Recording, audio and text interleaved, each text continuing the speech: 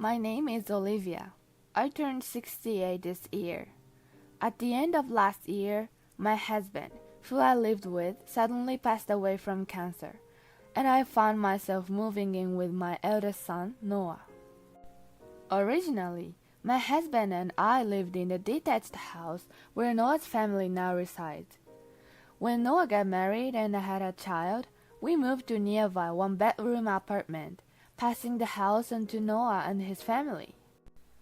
Noah had started his own business, and with an unstable income and an inability to take out a loan, my husband decided to give up the house for the sake of his grandson.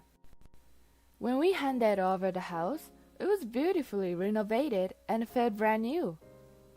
After that, Noah was blessed with 3 children. We occasionally played with our grandchildren and celebrated birthday together at a nearby restaurant, maintaining a good relationship. However, when my husband's cancer was discovered and understood to be terminal, he worried about my well-being, called Noah and asked him to take care of me and to live together once he was gone. I tried to reassure my husband, telling him that I was still healthy and could live alone, but he wouldn't budge. Unable to defy his father's last wish, Noah agreed to live with me. The truth is, ever since we gave up the house, I hadn't been inside Noah's home. I hesitated to visit, thinking his wife, Emma, might not appreciate it.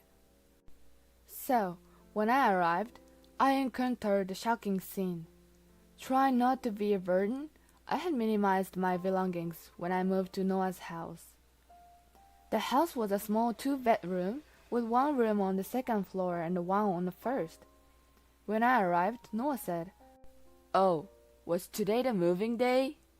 acting clueless.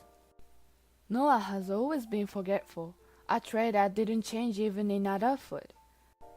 Entering the house, I saw shoes piled up like a mountain, and there was a strange smell. From the outside, the house looked fine, so I was taken aback. Without showing much concern, Noah muttered, "I only took him because Dad says so. And, honestly, there's no space here," before turning his back and going inside. With no other choice, I quietly followed him in. I saw that the 1st floor was cluttered, and the living and dining areas were filled with shopping bags and trash. It looked like garbage houses you see on TV, and I was stunned. Emma, Noah's wife, then rose from the sofa. "Mom, I don't have extra beds, so please make some space," she said, and then, "I'm tired from work," before lying back down. She runs a beauty salon and, according to Noah, earns quite well. When I looked at Noah, he said, "I'm also tired from work, so could you clean up the room a bit?" and went upstairs. As I started to organize the cluttered room, Emma shouted, "Hey, the stuff in the corridor is in the way!"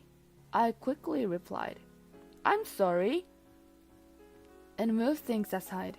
She added, "It's fine to clean, but don't throw anything away," and returned to the living room. After tidying up, I was exhausted.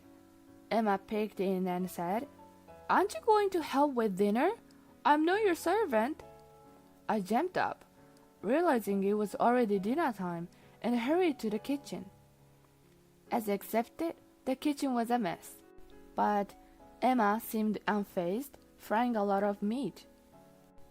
When I asked if I could help, she pointed to the dishes and said, "You can do the dishes. I thought you'd order food delivery for occasions like this," sounding rather displeased.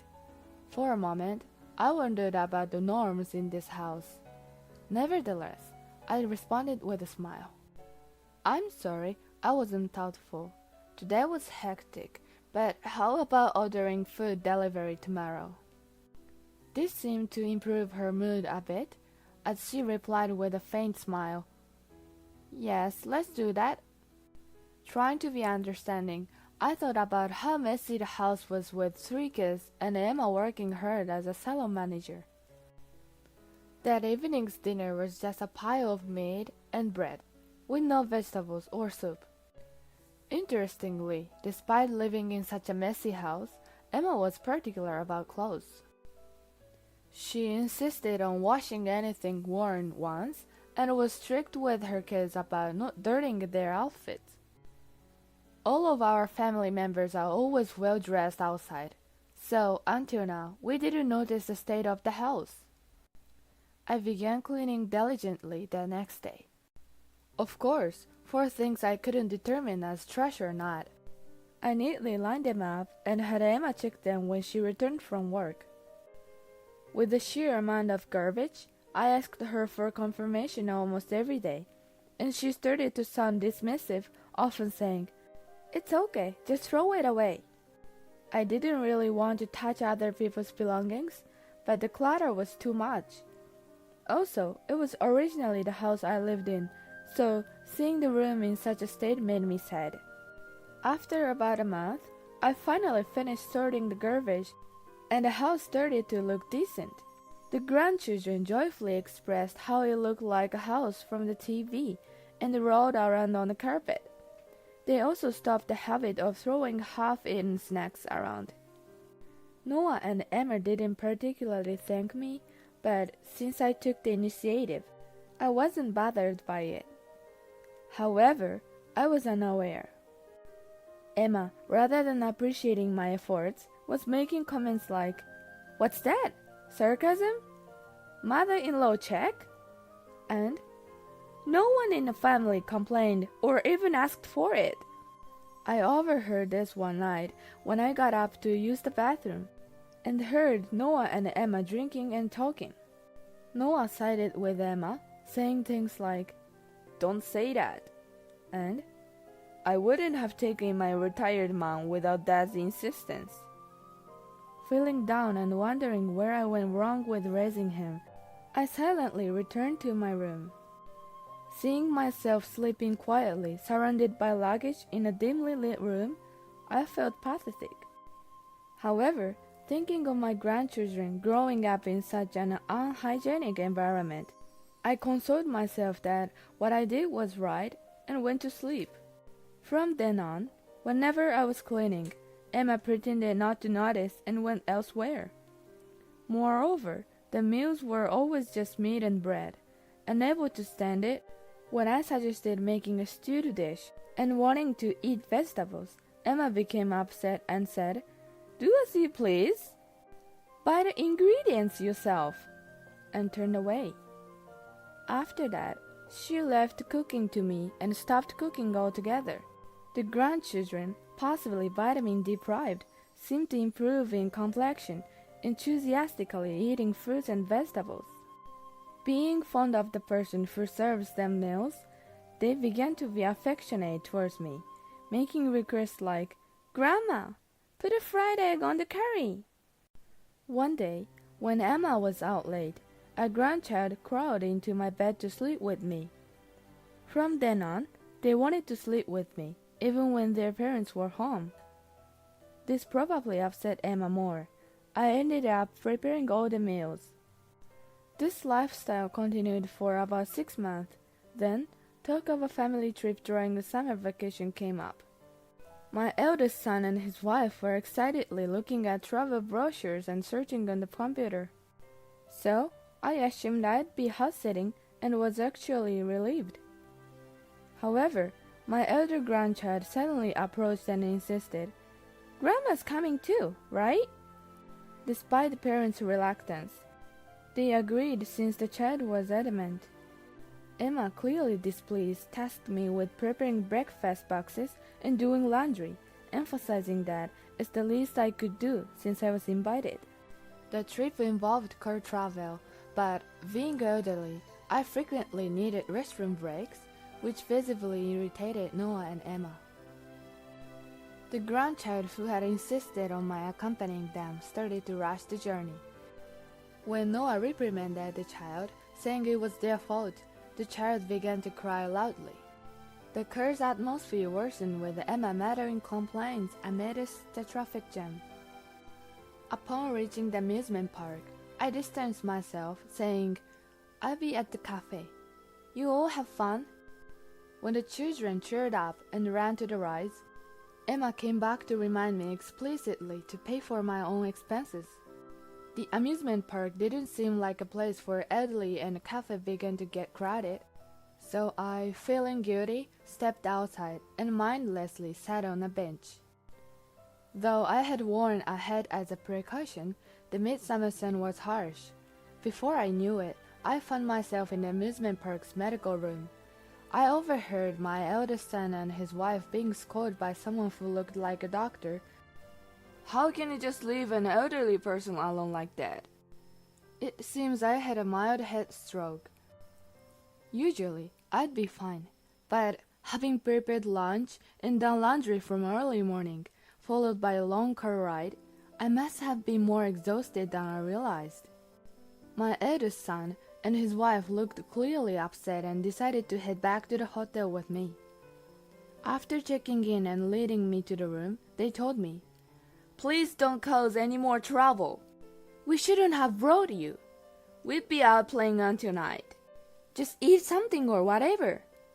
And then they left for the amusement park again. Feeling dizzy, I laid down. In the quiet room, I began to ponder on what I was doing with my life. I'd always been too busy with household chores and looking after my grandchildren to have such thoughts. This vacation was clearly not planned with my well-being in mind.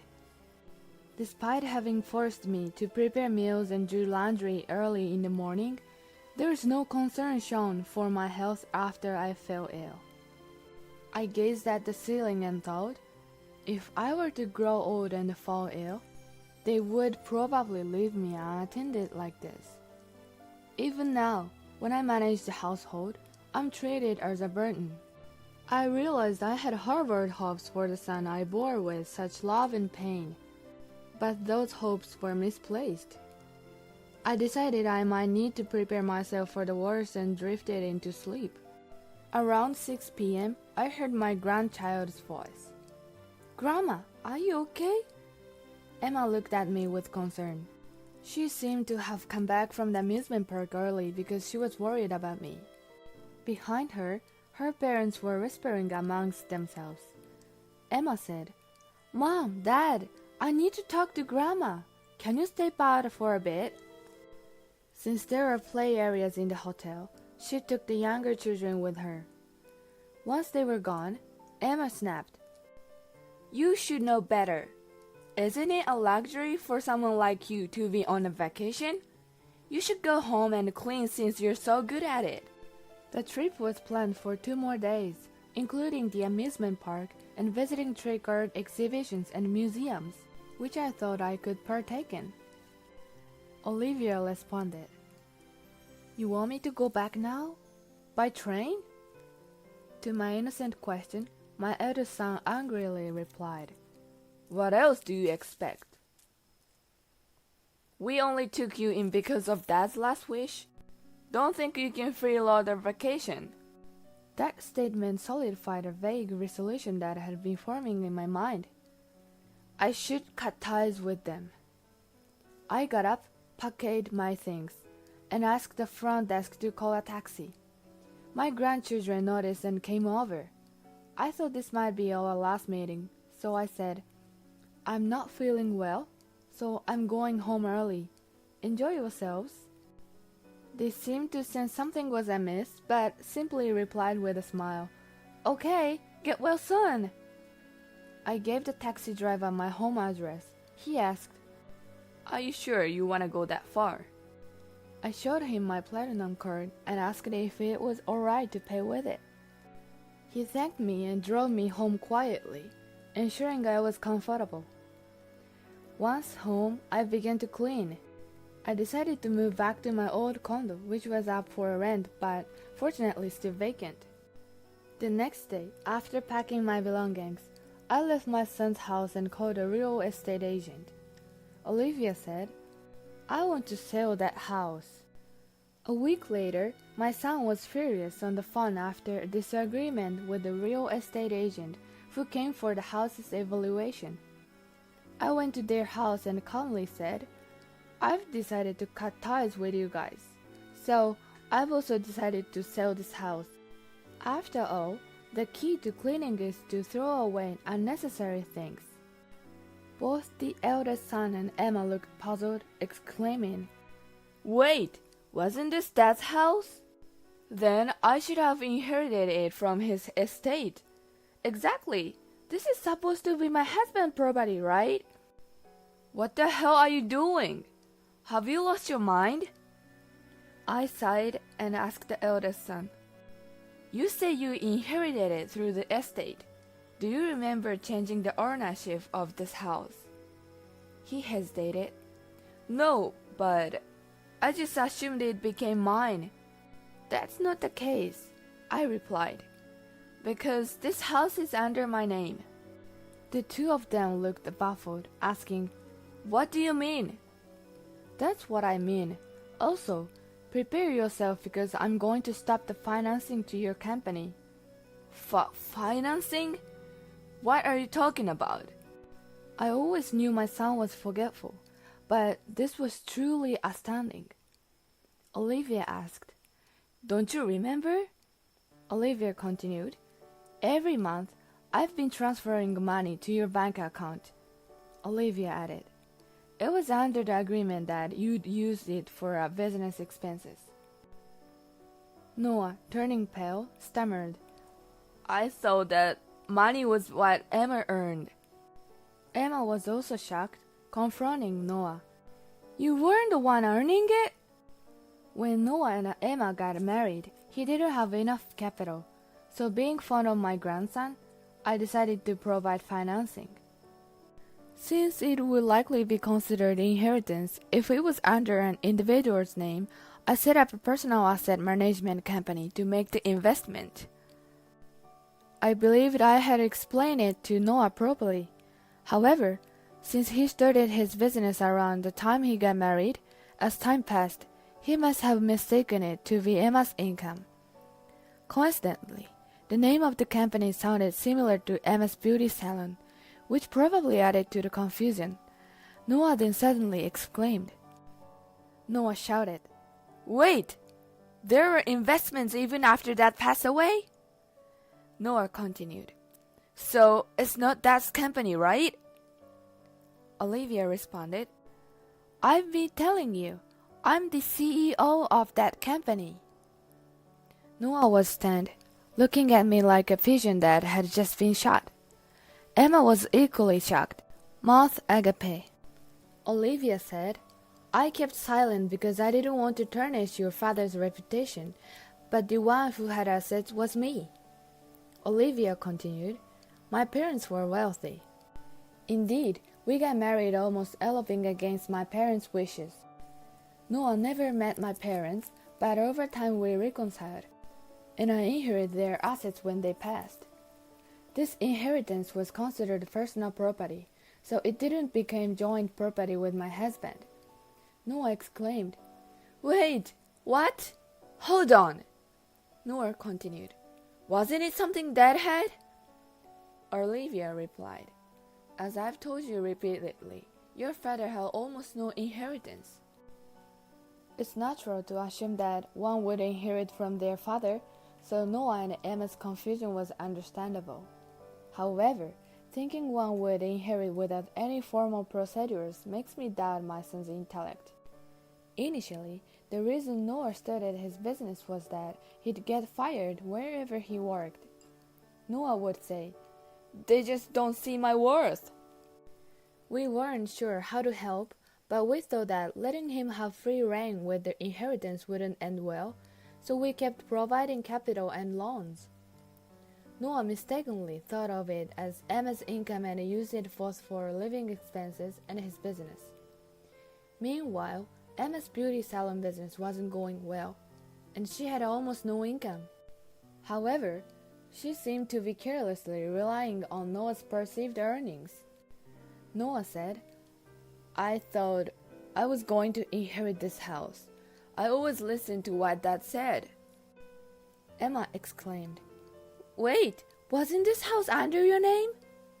Emma continued, "The renovation was finished, So I thought you bought it. Emma, spitting in anger, glared hatefully at Noah. I was utterly exasperated with the two of them. From now on, you two will have to handle your own matters, I declared, preparing to leave. Just then, Emma grabbed my shoulder tightly. Mother-in-law? She threatened. Don't you care about your precious grandchildren? Coldly, I replied. We can't choose our parents. I may have made mistakes raising my child, but indulging your father won't be good for my grandchild either. With that, I left. Behind me, Noah and Emma were vehemently blaming each other. It's your fault. What about you? In the end, the house was sold. Lacking operational funds, Noah's business went bankrupt shortly after, and the couple divorced. Neither of them wanted custody, so I became the guardian of their children. As for Noah and Emma, they disappeared, and I have no idea where they are or what they're doing.